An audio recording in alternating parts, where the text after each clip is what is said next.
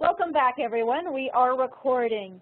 The Community Action Partnership has a grant from the Office of Community Services to develop and manage the National Risk Mitigation and Quality Improvement TNTA Center, more simply known as the National Training Center. In addition to developing an online resource center in conjunction with NASCAS, we also create and promote tools and webinars on topics of interest to the CSBG network. Risk Foundation's Examining Risk with the Partnership's online tool is a part of our second year of webinars. All recordings and copies of presentations are available on the TNTA website through the Resource Bank. To access the TNTA website, you can go to the Partnerships website and click on National Training Center, or on NASCAS's site and click on CSBG Clearinghouse. If you have not already registered and have a username, then there is a short registration process. Well worth it to explore the Resource Bank, where all of these are held, the Consultant Bank discussion forum calendar, or to submit a request for training or technical assistance. So to start off today's webinar, we're going to cover a little bit of technical information. If you have any issues during the webinar, please contact me using the private chat feature on your right side panel.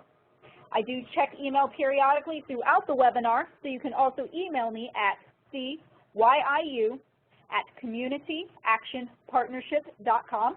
I'll put that in the chat window momentarily so that you can see it as well. You should be able to hear me through your computer speakers. If you have any issues with that, please go to the Communicate tab across the top and Audio Broadcast to restart. If you were to lose your internet connection or continue to have audio issues, you can always use the phone number in your confirmation email, and then you can follow along with the slides, which are already posted in the Resource Bank of the TNTA Resource Center. You may submit questions using the Q&A on that right side panel as well. We have an hour and 15 minutes today to allow plenty of time for your questions and feedback. So type in your questions at any time, and we will stop to address them at strategic points throughout. So please send all of your questions to all panelists so we can make sure that they are all addressed. If you lose track of any of the features, use the tabs across the top to find them again. Again, this session is being recorded and will be posted in the Resource Bank of the TNTA website as well as the Partnerships website. The tool is already accessible from the Partnerships website, and I've actually seen several of you have already started experimenting with the tool itself. So without further ado, I'd like to introduce our presenter today. We have Melanie Herman, who is an author of more than a dozen books on various risk assessment topics. She has delivered countless workshops, seminars, and keynote presentations for organizations simply unwilling to leave success to chance. She earned her Bachelor of Arts degree in Urban Affairs from American University here in D.C. and a Juris Doctor from George Mason University in Arlington, Virginia. She is a member of the District of Columbia Bar Association. In August 2012, Melanie was named to the Nonprofit Times Power and Influence Top 50, the 15th annual list of the most influential executives in the sector for the previous 12 months, which she has been named to 4 times. So with that, we're going to hand it on over to Melanie Herman to present for the day. Thank you, Cashin. It's my pleasure to be the presenter for this session. We are going to explore some of the tools and resources on risk management available from the Nonprofit Risk Management Center and focus most of our attention, though, on a custom cloud application that we developed for the Community Action Partnership. So I'm looking forward to introducing you to that tool for those of you who haven't already logged in and started giving it a try. So as Cashin indicated, I am the director of the Nonprofit Risk Management Center. In that role, I've actually been here 17 years now, and in that role I serve as a consultant on risk assessment projects for typically large organizations. And one of the things we've learned over the years is that smaller and medium-sized organizations probably can't afford the cost of a full-on, fully staffed risk assessment. And so what we've tried to do is create an online tool that will help you conduct your own kind of self-assessment of risk. And that's really what we're going to be focusing a lot of our attention on. So what you're seeing in front of you is a screenshot of our homepage, nonprofitrisk.org. That website contains hundreds and hundreds of pages of content, articles and fact sheets, and there are some free tutorials as well. So I would certainly encourage you to peruse that website and check out some of the free resources that are available there. In terms of our mission, what we're trying to do first and foremost is to help leaders of nonprofit organizations become more risk aware, really have a sense of the risks that their agencies face, and then with that awareness, a sense of confidence about how to go about managing those risks, identifying them, understanding them, and then adopting policies and procedures and training and other activities that are relevant to those risks that a particular organization faces. Groups come to us with questions about really a wide range of risk issues, everything from human resources management to fraud prevention and financial risk management and also youth protection, working with vulnerable clients. So we do get involved in lots of different issues facing a really wide array of organizations around the country and actually around the world as well. And then the last thing I wanted you to know about the center is that the center is a 501c3 nonprofit organization, and that, like all nonprofits, we're led by a volunteer board of directors. On our homepage at nonprofitrisk.org, there's a sign-up button. It's in bright orange, and it says Get Risk eNews. So you're seeing a screenshot of that now. And that's a weekly newsletter that goes out to nearly 5,000 subscribers, and it typically contains one article on a particular risk subject. It could be an HR risk topic, it could be a governance risk topic, it could be an operational issue, facility safety, special events, really you name it. And each week we try to focus on a different issue, and we kind of share some thoughts and suggestions through the lens of the work that we do with lots of different types of organizations. It's a very short newsletter. Again, it comes out just about weekly. It's easy to sign up if you click that orange button on the home page, and it's certainly easy to sign off if at some point you feel like you're getting too many resources or too many newsletters and your inbox is overflowing, or your email inbox is overflowing, then you certainly can sign off, and you do that with just a simple one click. If you're interested in any of the past issues of the eNews, if you want to scan some of the topics that we've written about in recent months or years, you can go to our library tab, and under that library tab, the third sub-bullet down is titled eNews. You'll see that red arrow is pointing to it on your screen. And then you'll be able to peruse all the topics. So you'll see the date of the issue and the subject matter of that lead article. And if you want to read the article, just click on the date and it will take you directly to that article. So you can kind of see just by perusing the sessions that we delivered just in the last, or the articles that we published in just the last month or so, some of the topics that we examined and explored. All right, well, that's the background on the Nonprofit Risk Management Center that I wanted to share with everybody before we got started on the core content for today. In addition to talking about the new tool, I was asked to provide kind of a framework for risk management in an organization and talk a little bit about the concepts of risk and risk assessment and get everybody grounded in these concepts before we move on to the self-assessment tool and other resources available from the center. So I thought the best place to start would be with a simple definition of risk. And I chose this one purposely because in my experience, certainly when I'm in live presentations and am able to interact with an audience, I find that the concept of risk is usually seen as a negative. People hear the word risk and they think about potential liability. And others of you may think about the possibility of being sued, somebody getting hurt. You think about harm to your organization.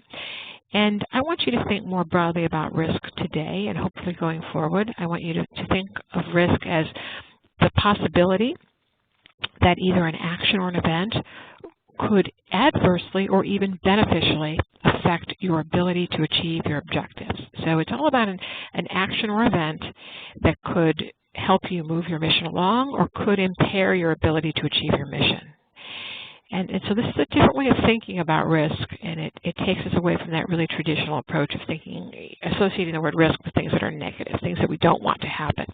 The fact is that organizations take lots of risks, probably every day, and we take risks in order to achieve important outcomes. We take risks because we want to achieve good things, but they are risks because there's always potential that they won't turn out the way we hope. So that's a definition of risk that we like from an organization, as you can see, based in England, the Health Education Funding Council for England. It's a somewhat unusual definition of risk, and so I don't think you'll find too many organizations using that one, but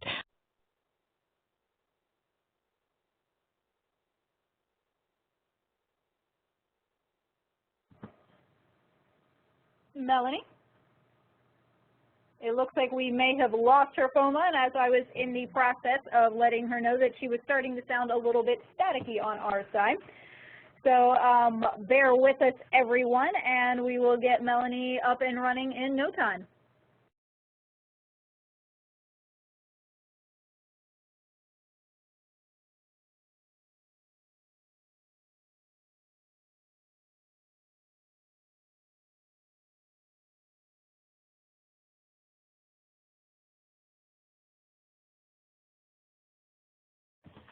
All right. We do have Ms. Herman logging back in as we speak, so she should be up and running momentarily. I'm back. There we are. Sorry about that. Not sure what happened, but the phone just decided to stop on me. So we talked about risk for a few minutes, and we're really turning our attention now to this discipline of risk management. Now, if you've done any research on risk management, or you've studied risk management as it respects a nonprofit organization or other organizations where you've worked, you've probably encountered some pretty technical or academic definitions. We've looked at all of those academic definitions and found that in the end, at the end of the day, they're not very helpful in terms of helping leaders of organizations really understand what this is all about. So we've come up with a definition that lacks any technical aspect, and it's simply what you see in front of you, a discipline for dealing with uncertainty. And if you step back and think about this and how this would work in your organization, basically risk management is a set of tools and processes and approaches and a perspective that will help you deal with the fact that your organization, both today and in the future, will always face uncertainty, that there will never be a time when you can predict with any degree of accuracy, with any high degree of accuracy, exactly what's going to happen in the future. So you have to learn to become content with uncertainty, but that doesn't mean that you don't just let fate play you, whatever hand. You really can take some steps today and thinking about the future to make certain that your organization is prepared to deal with lots of different consequences, lots of different events that could, again, adversely or beneficially affect your ability to achieve your objectives. So that's our non-technical definition of risk management. So another way that I think about the discipline, another way I've tried defining it in order to understand it myself, but also to teach others, is to say that in many respects, risk management is a discipline that encourages us to anticipate the future, not predict the future, but anticipate the future, what could happen, what events could occur, and it encourages us to adapt, make changes today, do things differently, perhaps adopt policies, procedures, approaches, training. And if we do those two things, if we take time to anticipate the future, what could happen, what are those events that could either help our mission or impair our mission, and what are we going to do with that knowledge, we're basically practicing risk management. We've embraced the discipline of risk management. So before we go on, I just want to say that if in your agency you feel that you're doing these things, you're anticipating and you're also adapting, but you don't use the term risk management, I don't want you to feel that you absolutely have to. Many organizations today, like the term risk management because it's a label they can take time to define and explain as it fits the organization's circumstances and context.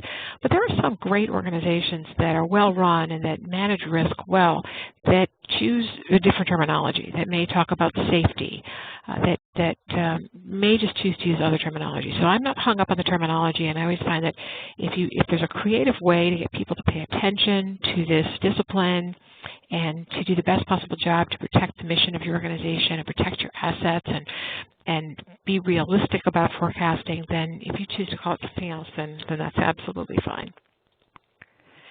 What you're seeing in front of you is what we call the risk management process diagram, and it's a diagram that we've put together from several different sources. So you probably won't encounter anything exactly set up this way, but for me it describes kind of our philosophy about risk management as a cycle.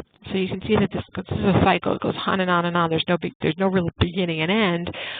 There's certainly no end. Where I would focus your attention kind of to understand it is at the top with what we're calling establish the context. So we're going to talk about each of these 5 steps in the process just briefly before we move on to talk about some online tools. So when I say establish the context, what I mean is before you engage in a process of unearthing or identifying the risks that your organization faces, it's really important to step back and say, what's our history? How have we encountered and dealt with risk in the past? What type of agency are we? Who do we serve and how do we serve? What's changing in the environment around us? Are resources more or less plentiful? Is the workforce made up principally of employees or principally of volunteers? Is that mix changing? Is the set of skills that a typical employee or volunteer bring to the workplace, bring to our organization, are they different from what those skills were several years ago? Do we anticipate changes in the future? So as you can see, the concept of establishing the context is really about stepping back and thinking about risk in your world and in your circumstances and the backdrop for risk-taking as well as risk management. I think it's important to do that before you move on to the second step, which is acknowledge and identify risk, because context has such a big role to play in terms of what you're able to do, in terms of a risk management program, and also in terms of what risks you face and how you feel about certain things. So an organization that's had lots of losses, has faced injury to clients, has faced financial loss, has faced a lawsuit alleging a wrongful termination or something of that nature, that organization will approach the risks it takes very differently from an organization that's been around for 100 years but has never faced a loss or never had a lawsuit or never had a situation where a client was injured while participating in a program. So take time to think about context before you move on to the second step. The second step is to surface risk issues, or we say acknowledge and identify risk. And this goes back to what I said at the top of the program about becoming risk aware. Leaders of organizations need to commit to becoming more risk aware, which is not to be paranoid, not to be concerned that any step in, anything more than a baby step is posing too great a risk of harm to the organization. Not to be so risk averse that you can't achieve your mission, but to just bring those risk issues and concerns to the surface. One way to do that is to simply bring a group of people together who have different perspectives and different vantage points on your mission and on your services, and bring that group of people into a room and just go around the table and invite them to talk about issues that keep them up at night, that cause them to lose sleep. What are those things that they're fearful about that could impair the ability of the organization to achieve its mission? And on the other side, what are those issues that come to mind that could really propel the mission forward, that would positively or beneficially impact the ability of the organization to achieve its mission? So what are those issues? What are those risk issues? Well, after you've identified those risk issues, both those with the potential positive impact and those with negative impact, you may have a very long list. And the more people you involve in the brainstorming session, the longer the list will be. So you need some guidance. And the guidance that we suggest is that you stop and do what we call evaluate and prioritize risk. And all this means is figuring out which are the issues that you want to focus on first. Is there a particular issue that jumps off the page as requiring immediate attention? Are there some things that maybe you'll focus on at a future date, but there is no urgency to focus on them today? Some organizations use a ranking or scoring system and assign numbers to various risks and as a way to prioritize and evaluate the risks they face in order to come up with a priority list. You can certainly do that. We do not go through that exercise with a lot of our clients. One of the things we do is we talk about, after talking about context and after identifying major categories and risks and types of risks, oftentimes we then say, in our opinion, or this is the way we see it, these 5 or these 10 are the top issues, and we don't assign scores. So the idea of assigning numerical scores to try to make the whole process seem more scientific is one approach, or to make it seem less subjective is certainly one approach. It's not one that we believe is absolutely necessary. So you have the capacity within your organization to figure out what the priorities ought to be, even without a formal scoring or ranking system. So step 4 in this circular process is implement risk management techniques. And all this refers to is the fact that once you've determined your priorities and figured out which issues are giving you the greatest concern and that you're most worried about and want to address, then it's time to think about what can we do? What can we do today to either reduce the likelihood of a risk materializing or to reduce the severity of that risk if it does materialize, the cost of that potential harm, or conversely, to increase the potential benefit, to increase the good should this risk materialize. And then the fifth step in this circular risk management process is monitor and update the program. And that's simply a reminder that, as with any policy or program in your organization, things change over time, and those programs and policies need to change as well. And so if you implement a policy today, you may find that, over time it becomes outdated and you need to revisit it. So let me just give you a simple example from the kind of sports and recreation field. So years ago, when mobile phones, when cellular phones became popular and many people started bringing them, not only did many people possess them, but bringing them with them to school, to work, to recreational events, some organizations started developing mobile phone policies. And, those early policies could address any number of issues. But today, one of the things we're seeing in the recreation field is that many organizations that have some sort of locker room, or that have areas where athletes or participants are changing clothes, those organizations have found they need to adopt policies that are specific about the use of mobile phone cameras, because when mobile phones first were available and affordable, very few of them contained a camera, certainly not the quality of the camera that we see on today's phones. And the opposite is true today. So, there are issues that change, technology changes, circumstances change, behaviors change, there's cultural changes that necessitate revisiting the risk management strategies that you adopted or the policies you put in place years ago, and trying to make changes so they really suit your current circumstances. So that's what that step number 5 is: monitor and update the program. And then, of course, it starts all over again, re-examining context and trying to figure out really what has changed and what changes, what new risks have emerged, how have risks that we identified last time changed, have any materialized, and did they materialize in the way that we thought, or perhaps in a different way. So that's the risk management process, quick overview. I wanted to talk for just a minute about the concept of a risk management committee or task force. Now, keep in mind that some organizations have such a thing, have a task force or committee, and don't call it that. Choose to call it something else. Call it a safety task force, or call it a loss prevention task force. And again, the label is not that important, and it's really up to you to decide what that particular committee or task force will do in your organization. So I have a couple of thoughts about what that committee or task force might do. The first is, I believe a good risk management committee is made up of people with different points of view, with different roles in the organization. So I would suggest it not be a committee of just managers in an organization, that it be a committee of people from different levels in the organization. And the committee should really be the champions for open and candid discussion about risk issues. The committee should be the group saying, look, the sooner we get these issues on the table and the sooner we're open with each other about the fact that we do face them, the sooner we'll be able to come up with practical strategies, things that we actually can do that are within our resources to do. So the committee should be championing that candid conversation about risk issues. Something else a risk committee should do is to champion a culture of risk-taking.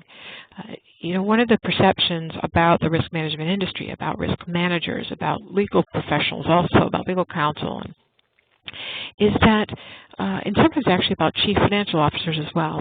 One of the perceptions of these professionals in an organization is that, in some cases, these leaders are the people who throw cold water, who appear to be eager to throw cold water on great ideas. So they're the ones who tell you can't do it. It's your lawyer, your CFO, your risk manager, if you have somebody in that role. And I think it's really important that if you want to update your risk management program and have the strongest possible program, that you change that perception that the risk manager or the risk management committee is the group of people that says no. And so one of the things I believe in very strongly is that risk management committees should be champions of a culture of risk-taking. The committee should talk about risk-taking, that it's necessary to achieve our mission. All right, and a third item, or third task for a risk management committee is to monitor the key risks that have been identified in a risk assessment. And as you know, we're going to talk about a cloud application that allows you to conduct a self-assessment. But of course, you can undertake a risk assessment through your own means and through interviews and documents review and so forth. So the Risk Management Committee, though, should be the team that's looking at those issues that are surfaced through the risk assessment, whether you're using the online tool or you're using another method, and ask the question, what's changing? How is this landscape of risk that we face changing, and what changes do we need to make with that understanding? So on the slide in front of you, you're seeing some additional suggestions about potential risk committee roles. The first is to ensure ongoing risk assessment. Recognize that when you take a snapshot in time of the risks that you face, that snapshot will change as the organization ages, as circumstances change, as the backdrop changes. Another great task for a risk committee is to monitor your capabilities, and we've listed them we've listed three categories of risk management capabilities. These are from the work of a consultant whose name is Diana Delbel-Belluz, who's an associate of the Nonprofit Risk Management Center and a great partner with us on many risk assessments for very large organizations. And Diana, who's based in Toronto, writes a lot about the capabilities that an organization needs to have in order to have really best-in-class risk management. And she says, organizations need to have some structure and some processes, but they also need to have knowledge and skills and really a culture that's conducive to good risk management. And then she says, just as importantly, organizations need to have good information flow. If there are directives coming from the management team or coming from the risk committee and they're not being disseminated appropriately or effectively throughout the organization, then all that hard work by those folks spending a lot of time on risk issues is not achieving its full potential, is not achieving the impact that it was intended to do. Another potential role for a risk committee would be to take a look at some of your risk management policies from time to time and figure out, are they out of date? Are they still relevant? What do we know about how these policies are understood and used that would suggest maybe some tweaking, some changes? Are there any policies that we should get rid of, that we just don't need them any longer because our circumstances have changed?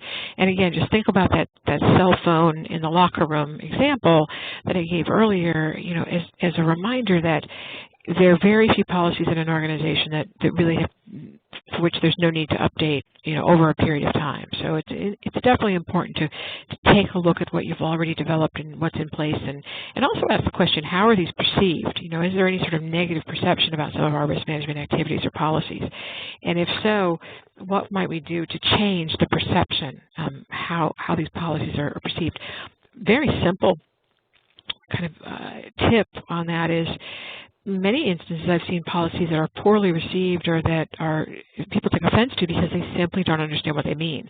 They're confusing, or they're written in kind of language that's hard to understand.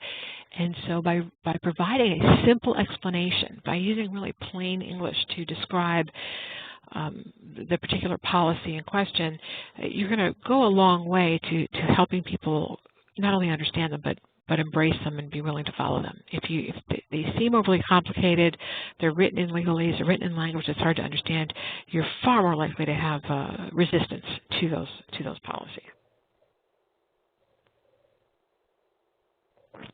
Okay, I wanted to talk for just a minute about what I call risk assessment approaches. There are a number of ways you can undertake a risk assessment, and I just wanted to talk about two, and then we're really going to explore a third one, which is the online tool. So the first one is what I call the internal process, and that's where you form a risk management committee and you decide, we're going to do this thing called a risk assessment. We're going to figure out what our risks are. We're going to evaluate the degree to which we have good risk management policies and procedures in place, and then we're going to come up with some changes. This is a great way to undertake a risk assessment as long as you have a diverse team involved, and you get those different perspectives. You get to see risk through different lenses. And it certainly, I've never encountered a community action agency that really didn't have the capacity to do this on their own if they took the time to bring people together for the project. Another way to do a risk assessment is to hire an outside person to kind of facilitate or lead the assessment. Now, this doesn't mean that internal folks won't be involved. They certainly will be involved, but that external person can interview them and gather documents and then make some recommendations for change in risk management practice. Some organizations choose this consultant-supported option because they want to get it done in 2 to 3 months versus the longer time period that's typically required when you're doing it all with a volunteer team or with members of staff who are asked to, in addition to their normal jobs, take on service on the risk management committee. So, of course, the third approach would be using a self-assessment tool, an online tool that kind of guides you through an evaluation of your risks and an assessment of what you're already doing. So let's turn our attention to some resources for community action agencies. I hope that introduction and preliminary discussion about risk and risk management and the potential roles of a risk management committee, that you found that helpful. You can access the resources developed by the Nonprofit Risk Management Center for the community action field directly from the CAP website. So I'm showing you with the red arrows 2 different places. You can go to the resources section and click on the online tools hyperlink, or you can go to that bar on the right-hand side and click on that green bar that's labeled resources. So you've got a couple of ways to get there. And then once you get to that resource page, you're going to scroll down until you see the Nonprofit Risk Management Center logo. And you'll actually see our affiliate member logo. The Community Action Partnership is an affiliate member of the center, which means that in addition to the custom cloud risk assessment tool that we developed, you are entitled to lots of other resources as well. And you can see I've got the arrow pointing to the hyperlink, click to access information and resources. So you're going to click a few times, but it shouldn't take very long to drill down into those benefits and resources that you're going to want to check out. So once you do that, as I indicated on the prior screenshot, you'll see a page that is titled Community Action Partnership's National Training Center Affiliates page. And this is where we have put a list and hyperlinks to the services that you're entitled to or that are available to you because CAP is an affiliate member of the Nonprofit Risk Management Center. And they're listed in the body of the web page with a white background, but they're also listed in the green bar on the left-hand side. In each of the services or resources is a hyperlink, so you can click on it to learn more. One of the services or resources available to you as a member of the Community Action Partnership or as part of the network is our Webinar Vault. And our Webinar Vault is a collection of all of the webinars that we have designed and delivered on a really wide range of risk topics over the past 10 years. So you can take a look at the webinars by year. You can take a look at the webinars by topic. What's nice about these webinars is that it's very easy to click and download the recording of the program. You can download the handout that was prepared for the program. And you can listen to and watch these past programs. And right now there are over 100 webinars in the vault, and they're all available to you at no charge. Now there are a couple of ways that you'd use these as training resources in your organization. One would be to convene a meeting where you have people gather in a conference room and you pull up the presentation on a screen and show the presentation, project the presentation onto a screen, and turn up the speakers on the computer so that everybody in the room can hear it all at once. So that's one way. And then you might follow up that 1-hour viewed webinar, that recorded webinar, with a Q&A or with a discussion, or go around the table and let's talk about what we learned and follow-up questions that we have. So that's one way to use it as a training tool for groups of staff or groups of volunteers.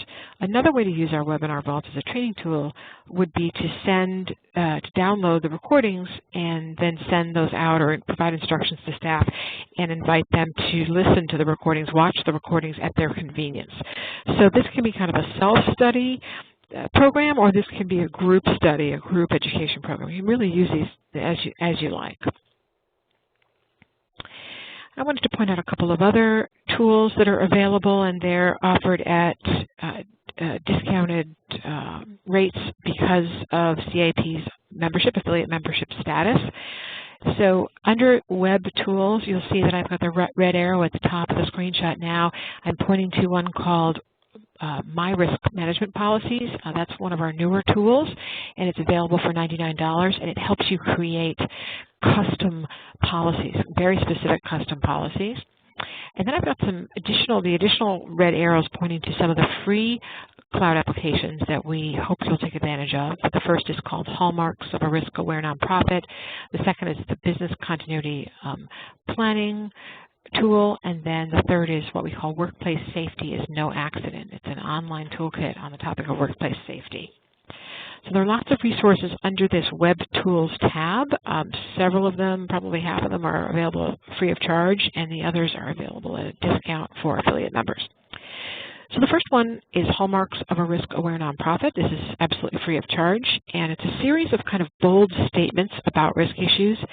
And when we developed this, we initially thought we would develop a series of accreditation standards on risk management or minimum standards on risk management. And we decided not to do that. We decided, instead of saying every nonprofit organization should have the following things in place, let's create these statements that are kind of bold statements about risk and then show people how to bring that to life. So you can see on the left-hand side of the screen in the teal colored box, you can see that hallmark number 1 at the top is takes more risks than it avoids. So we say that an organization that is truly risk aware probably takes a lot more risk than it avoids, and so forth. So if you were to click on each of those hallmarks one at a time, it would take you to a page that has additional information about the concept, explains it in greater detail, and then offers you tools and resources to really bring that hallmark to life in your agency. Another free cloud application that's accessible from the Center's website is the Workplace Safety Toolkit, and you're seeing a very small screenshot of it right now. It actually is a very, very long web page. You can kind of scroll down that web page for a long, long time before you get to the very bottom of it. At the very top, you see a workplace safety quiz and then a tutorial, and then you're going to see this topic broken down into major categories. Anytime you see text in orange that is also underlined, you know that's a hyperlink, and you can certainly click on the hyperlink to get to that particular page or that sample. This is a huge toolkit. It covers workplace safety in an office setting, at a work site. It also covers transportation safety. So it covers kind of various facets of workplace safety, and it contains lots and lots of lists and checklists and articles and fact sheets, just a tremendous amount of information. There's both a nonprofit version of it and a public entity version, and they just have some slight differences. This is another cloud application. We call this the Business Continuity Planning course, and as you can see from the screenshot, it's a course that is intended to help you develop a plan that will help you develop a plan to prevent the interruption of mission-critical services. So the idea here is that most organizations at some point in their lifetimes will face a situation where they cannot continue to deliver services in the fashion in which they normally deliver services. So there's something has happened. It could be a sprinkler malfunction or an electrical surge or severe weather or workplace violence, or something has happened that has interrupted the way you normally deliver services. Business continuity planning says, before that happens, we don't know what's going to happen, and we don't know what kind of event it will be, but before it happens, let's figure out if we have any services that absolutely must continue uninterrupted no matter what. And if that's the case, what do we need to do today to make sure that those services will continue no matter what events are going happening around us that make it impossible to continue kind of operating in a normal fashion. This tutorial, I hope you find useful. It's pretty detailed, and it walks you through the steps of creating that plan. And again, that's available free of charge. So again, we're back at the Community Action Partnership website in the resources section, and you can see that link to get to additional information and resources. Now let's focus our attention on what we're calling a risk assessment tool for community action agencies. Now at the beginning of the presentation I mentioned there are several ways to do a risk assessment. You can have a kind of a homegrown effort where you gather people together and you brainstorm about risk and you look at your existing risk management strategies and you come up with changes. You can hire a consultant to come in and help you or facilitate that. The third option is use a cloud application such as this one to help you surface the risks you face and evaluate the degree to which you're really managing them well. So you'll see the URL at the top of the screen. That's where you go in order to access this tool, which has been developed for community action agencies. Once you go to the URL and you click register, you'll see that you need to take a minute to complete the online registration form. We've tried to ask you just some minimal information. You're going to create your own password and use your email to log in and out. And anything with a red asterisk means that it's required, so we want you to fill those things in. And it does continue a little bit beyond the screen that you're seeing now. This is just a partial screenshot. Once you've gone ahead and registered, then you can log in. And the tabs you'll see are at the top of the screen underneath our logo.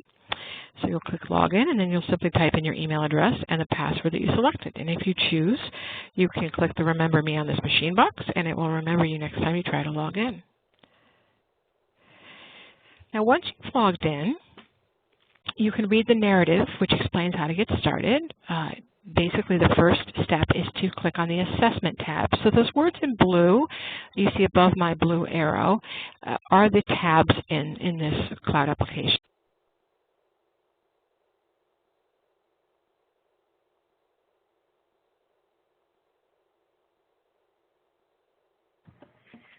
Clearly, we have Ms. Herman on a poor phone line, so we will be getting her back on to finish getting you through the assessment. Thank you for your patience, folks.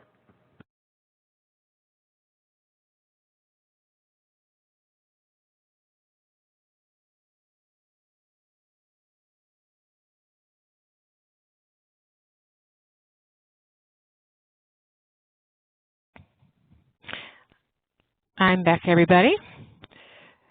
Okay. I don't know if we're having some weather event or something that's causing the phone line to go out, but it's altogether possible. So we're looking at a screenshot of the risk assessment tool, and I was just mentioning that the way to get started is to click on that assessment tab. And I was just saying that over to the left, you'll see my name appears. It knows who you are. Once you log in, it's going to welcome you back.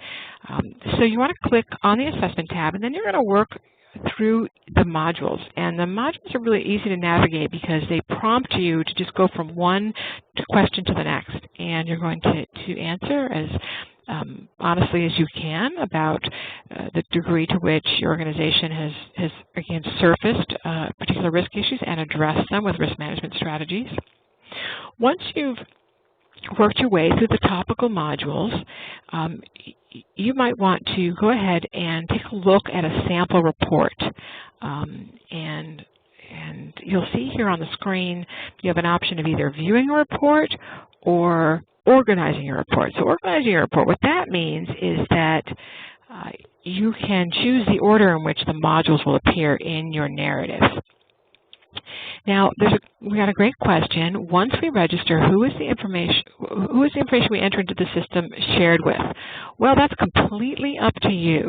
So, as the gatekeeper for your agency's risk assessment, using this cloud application, you can decide to share your report with members of the Risk Management Committee if you have one, with the entire management team, maybe with a board committee if you have a committee that has risk oversight responsibility, with the entire board. It's entirely up to you. So that the report and the information you enter, the report you generate, which is based on the information you entered, is not going to be shared with anybody unless you decide to share it with somebody. Now, if you call us for technical assistance, if you call the Nonprofit Risk Management Center, we can go ahead and access your account if you want us to in order to help you if you're having any technical difficulty. But it's really up to you how you choose to share this report that you're going to generate, which is going to give you some specific suggestions about risk issues. So as you look at the screen, you can see that with respect to the modules listed, I've completed all of them. I have the option of restarting or reviewing my answers. So I can start all over and answer the questions again, or I can go ahead and just review my answers. And again, I can click on the review my report to generate a report and see what it looks like. And I can also click on Organize My Report to change the order. I wanted to give you just a quick look at what a module looks like. Essentially, this is the Introduction to Risk Management module, and you'll see that at the bottom of the right-hand corner, it says that I'm on screen 1 of 23, so it kind of tells me how long this module is. If I want to keep reading, I just click Next. The blue progress bar at the top will move along. The blue dot will move along as I make progress. As I'm reading the content in a particular module, anytime I see words that are underlined with a purple dotted line, that's telling me that that is a defined term in this application, and you can click on it to read the definition. So most modules start with an introductory piece, a paragraph or two, and then they continue with a series of questions. So here's a classic question in this first module. The question is, does your agency have an ongoing relationship with a licensed insurance professional, such as an agent, broker, or insurance consultant? Simple question, yes or no answer. Choose the answer that applies, and then you can choose to take a break or go back, or you can keep going forward. Now, this is a great example of a question because you get a hint that if you say you do have a relationship, you might get some advice in your report about how to make sure that you have a strong relationship with that outside insurance professional. And if you say you don't, then the report will tell you why you might need such a relationship. So the questions hint a little bit at the advice that is to come, but the advice will be different depending on how you answer the questions. At the end of each module, you'll see a screen that looks like this. It'll say, you have finished this module. Thank you. You may now, and you have three options, review your answers, or continue on to the next module, and it will tell you which module that is. In this case, it happens to be governance. Or you can click that Finish button to return to the assessment page. And again, that assessment page shows you all of the modules and will tell you where you are in the process, which ones you've completed and which ones are yet to be completed. Now, if you click the Review Your Answers button, this is what you're going to see. You're going to see a document will come up, and it will have both the questions and the answers. It will have the narrative, if there happens to be a narrative. In this particular module, Panel 1 is a little introduction about governance risks. And then you'll see the questions and the answers and how you've answered them. So this is kind of a nice feature of this tool. We've added this to this particular cloud application pretty recently to enable users to just go back and review their answers before they move on, before they actually print the report containing recommendations. And you might find in your case that if one or two people are going through this and answering all the questions, that you might want to share those answers with members of a committee or team and get their thoughts on it before you take the time to generate the report. Now, if you were to click the Organize My Report button, this is what you'll see. You'll see a list of the modules. You'll see boxes along the left-hand side with a header, Include, with a question mark. This basically gives you the option of deciding which modules to actually include in your printed report, the report you're going to generate and save on your hard drive. And then you'll also see a note about status, whether those modules are complete. Now, and most of us, if we've gone through the entire assessment, we're going to want to generate a report that includes all of the modules. But every once in a while, you may just want to look at one module. Maybe you've only finished one or two modules, and you just want to take a quick look. The system is not going to let you generate a report unless you finish the whole module. So those modules that you haven't finished will be unchecked. Now, the right-hand column is titled Order. And this is kind of a cool feature. This allows you to change the order in which these modules appear in your report. So even though you've answered the questions of the modules and proceeded through the tool in the order in which the system set them up or presented them to you, you can decide that, you know what, I want to put human resources earlier in the report. I want that to be numbered second section. I would encourage you to always have the Introduction to Risk Management module as your first module, and in fact, I don't think you're going to be able to move that. That's going to kind of lay the groundwork and have some contextual information that's really important so that the report really makes sense.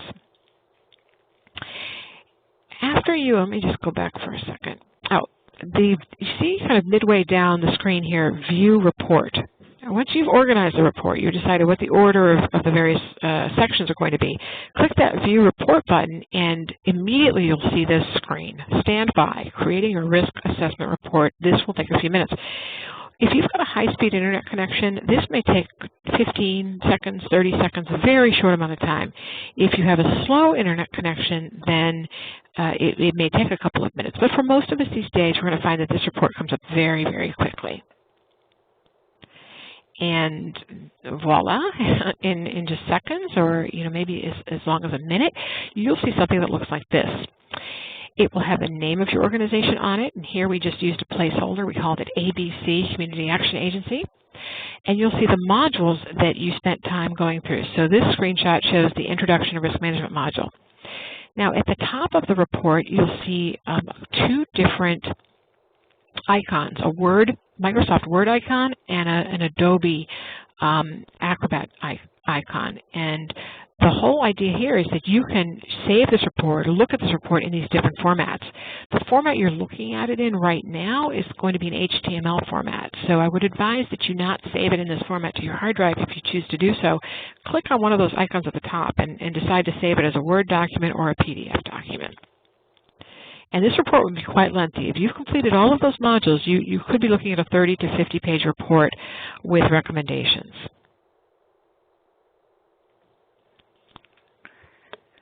All right, so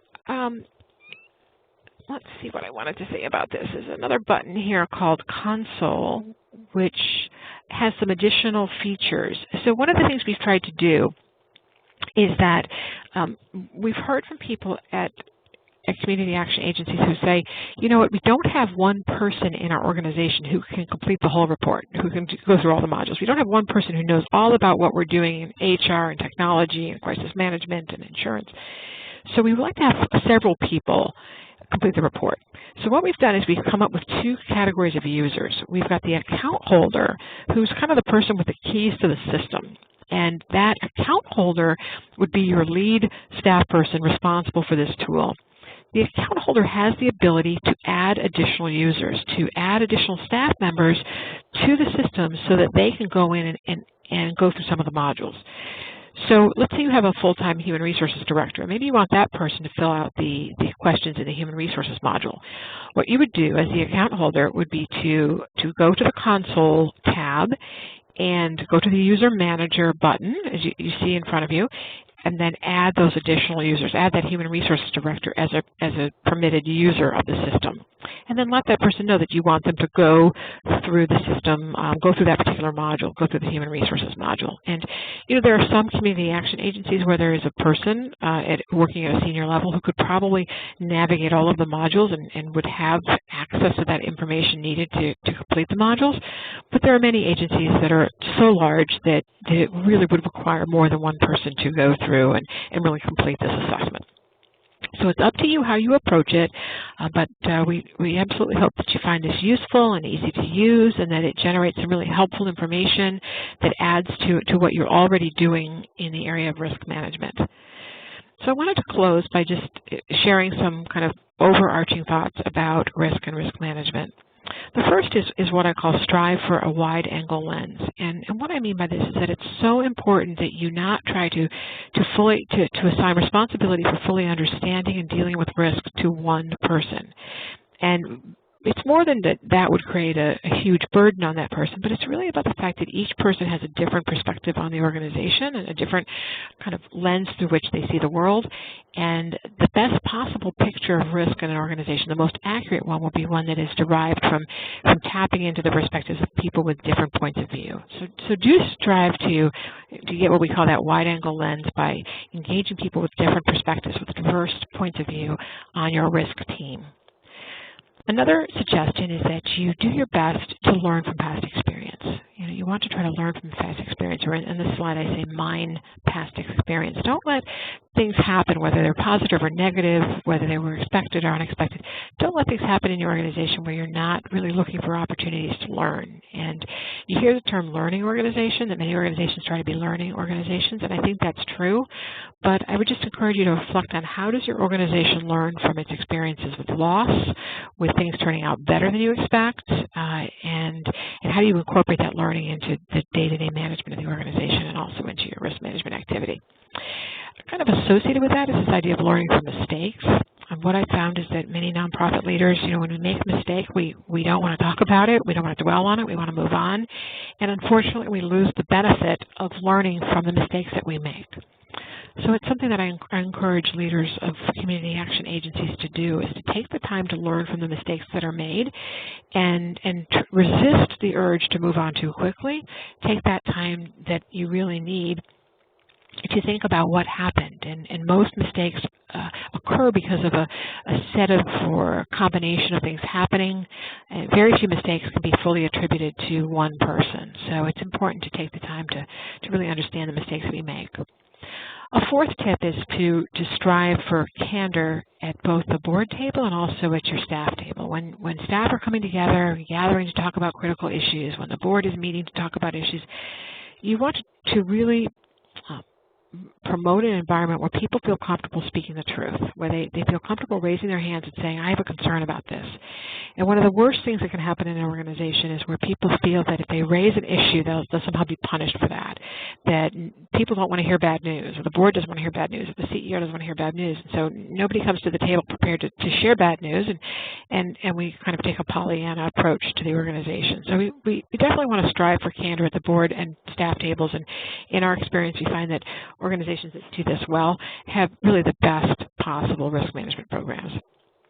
And then another tip is that great risk management is probably equal parts preparation for that uncertain future, and thinking about the future, and imagining or anticipating what could happen, and making some changes today based on our knowledge of what might happen, what could happen, and also resilience, the idea that at some point things will happen in an organization. Harm will occur, losses will occur, and we need to be prepared to bounce back. And there's so many organizations around the country, including so many community action agencies, that really do bounce back effectively and have that almost kind of resilience DNA built in, and are able to cope with and withstand some really trying and difficult circumstances. And to me, risk management is almost equal measures of those two things, preparation and resilience. If you have questions about risk topics, risk issues in your organization, as a member of the Nonprofit Risk Management Center, you're entitled to what we call risk help, which is free help via the telephone or via email about any topic, about really anything you're facing and your current strategies. So I would encourage you to reach out to me. You can try to reach me by telephone or by email, and either I or a member of our team will get back to you within 48 hours, or typically within a few minutes. Love to hear from you and answer those questions that you have. I know many of you have questions that you think are so germane to your circumstances that you really don't want to talk about them in a group setting, and we totally understand that. That's why we offer this risk help service, and it's free of charge, so we're not going to charge you, and we'll brainstorm with you. We'll think out loud, talk out loud about the issue, and then offer you offer you some suggestions, some recommendations about what you might do. If you need help getting started with the online risk assessment tool with this new cloud application, don't hesitate to contact me, but you can also contact Andy Cruz or Cashin Yu. So you see their contact information here, both phone numbers and email addresses. Both Andy and Cashin are very familiar with the tool and know how it works. And as I tried to show in this presentation, it's very intuitive, and it kind of takes you along the path step by step. I think you'll find it very easy to use, and I hope the advice that comes out of it you find helpful. But certainly if you've got additional follow-up questions, either before you start using the tool about risk in general or after you've used the tool and completed that assessment, please don't hesitate to reach out. It's a great pleasure developing this tool for the Community Action Partnership. We're so pleased to be in partnership with you. And I look forward to seeing you online and hearing from you as you kind of work through this tool, and also as you work through risk issues facing your organization. So I think that is it for the slides that I wanted to present today. I don't know if we have any other questions. If you've got one and you'd like to pose one using that Q&A feature on the screen, you're welcome to do so. But as I said, a lot of people have questions that they would prefer to be answered offline, because there are some, very specific circumstances. I'm happy to take those questions offline, and again, you can reach me by telephone or by email. Thank you, Melanie. This is Cashin coming in again. You still have a few minutes to try to get into that Q&A feature. We have a quiet bunch today, but great opportunity with Melanie on the line. So do go ahead and put those in the Q&A box. As a reminder, we are recording this session, and the presentation slides that we went through today are already on the TNTA Resource Center website. So if you think of those questions later, you're standing in the shower in the middle of the night, anything like that, do go ahead and send those in to us. All of our contact information is still on the screen. You can also put questions into the discussion forum of the TNTA Resource Center. I will be sending out an email probably tomorrow letting you know when the recording is available so that you can go back and take a look through this presentation as you get started with the tool. Just as a note, my favorite part of the tool is actually its flexibility. All of these questions have the ability to change. As laws change, as we find new best practices, we will be updating this tool. So just like there will be a continuous process for you to go through your risk management processes, it will be so with the tool. So this does have the ability to add. So if you think of new things that we have not asked or that you think are not quite done correctly, let us know that kind of stuff as well. I'm not seeing questions coming into the Q&A, though. Like I said, we are available. So whenever those come to you, please do let us know. And with that, if you'll please fill out the evaluations that will pop up at the end of this webinar. You can tell us how we did today, what you thought about today's presentation, as well as give us ideas of what you'd like to see in the future from the National Training Center. Is there any follow-up to this? Are there any other topics that you would like to see? So we do appreciate you taking place with that evaluation. So with that, Melanie, any last words to send them home with? No, just encourage folks to reach out if they need help with the tool or with risk topics in general or with really any of the resources that I highlighted in that quick tour of our website. All right. Well, with that, everyone, have a great afternoon. No one minded getting out a couple of minutes early, so we'll see you on the next round. Thank you, everyone.